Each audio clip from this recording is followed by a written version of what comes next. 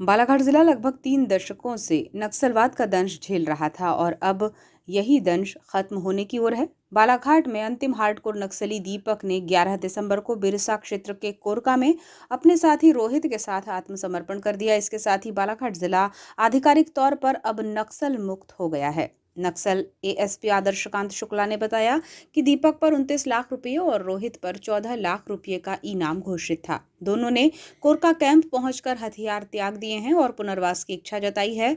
बालाघाट जिला सन 1990 के दशक से नक्सलवाद से जूझ रहा है। केंद्रीय गृह मंत्रालय ने देश को मार्च 2026 तक नक्सल मुक्त करने की समय सीमा तय की थी, लेकिन बालाघाट ने इस लक्ष्य को निर्धारित समय से पहले ही हासिल कर लिया है। दीपक और रोहित ने राज्य सरकार की पुनर्वास योजना के तहत आत्मसमर्पण किया है। उन्हें मौजूदा नीति के तहत आर्थिक सहायता, कौशल विकास प्रशिक्षण और सामाजिक पुनर्स्थापना का आश्वासन दिया गया है। जिले में नक्सलियों के आत्मसमर्पण की ये प्रक्रिया 1 नवंबर को महिला नक्सली सुनीता के आत्मसमर्पण से शुरू हुई थी। इसके बाद 6 दिसंबर की देर रात करीब 10 अन्य नक्सलियों ने बालाघाट में पुलिस के समक्ष हथियार त्यागे और आत्मसमर्पण किया। इससे पहले जिले की नक्सली संगीता ने गोंदिया में और संपत ने छत्तीसगढ़ में हथियार त्याग कर मुख्य धारा में वापसी की थी।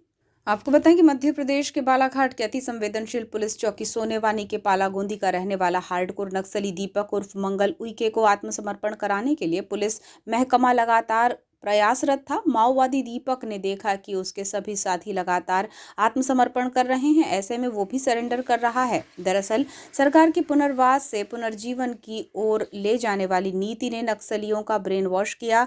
इसका असर दीपक पर भी हुआ। पुलिस ने उसके परिजनों पर दबाव बनाया कि वे कहें कि दीपक सरेंडर कर दे। जंगल में रहने से कुछ मिलने वाला नहीं है, समाज की मुख्य धारा में लौटना ही बेहतर है। पालागोंदी का रहने वाला दीपक उइके परिवार में सबसे बड़ा है और उसके अन्य 4 भाई बिशन उइके, रमेश उइके, गणेश उइके और महेश उइके हैं। परिवार वालों के मुताबिक सन 1994 में दीपक ने माओवादी विचारधारा से प्रभावित होकर बंदूक थाम ली थी और तब से ही वो परिजनों से दूर जंगल में नक्सली दलम में रह रहा था। दीपक उइके का नाम शुरू में मंगल उइके था, लेकिन अब वो दलम में दीपक उर्फ सुधाकर उर्फ मेहतर उइके के नाम से जाना जाता है। मुख्यमंत्री डॉक्टर मोहन यादव ने इससे पहले 2 टूक शब्दों में माओवादियों के लिए कहा कि माओवादी सरेंडर कर दें, अन्यथा उन्हें मार दिया जाएगा। उनकी चेतावनी का असर ये रहा कि गत दिनों 2 करोड़ 36 लाख के इनामी नक्सलियों ने सरेंडर किया। दीपक उइके की पत्नी सागन की पुलिस मुठभेड़ में पहले ही मृत्यु हो चुकी है। लगभग 29 या 30 साल की उम्र में शामिल दीपक के अधिकांश साथियों ने पुलिस के सामने सरेंडर कर दिया है या उनकी मौत हो गई है। दीपक की पत्नी सागन की भी पुलिस मुठभेड़ में मौत हो चुकी है। इससे वो मानसिक रूप से टूट चुका था। वहीं उसका बेटा संतोष दलम छोड़कर घर लौट जाने से उसे मानसिक रूप से और आघात पहुंचा। संतोष अब पालागोंदी गांव को छोड़कर छत्तीसगढ़ रहने चला गया है। एक तरह से पालागोंदी में दीपक का अब कोई आवास या परिवार नहीं है, लेकिन 4 भाई और उनका पूरा परिवार यहाँ जरूर रह रहा है। बालाघाट एसपी आदित्य मिश्रा के मुताबिक लगातार फोर्स के दबाव में आकर नक्सलियों ने लाल आतंक को छोड़ना अपने लिए बेहतर समझा। सरकार की नक्सलियों के लिए पुनर्वास नीति ने उन्हें मानसिक रूप से तैयार किया और वे समाज की मुख्य धारा में लौट रहे हैं।